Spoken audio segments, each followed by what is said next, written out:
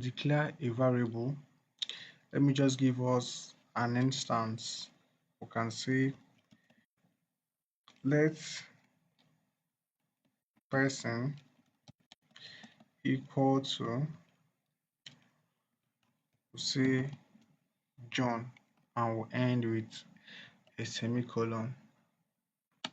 Now on this line, what we simply did is to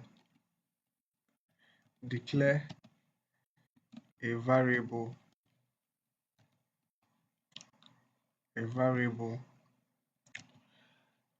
So the variable we declared here is person.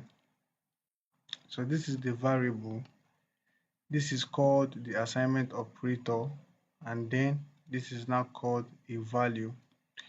So data types are values we assign to variable. So in this case, John here is a data type, and then we assigned it to a variable called person.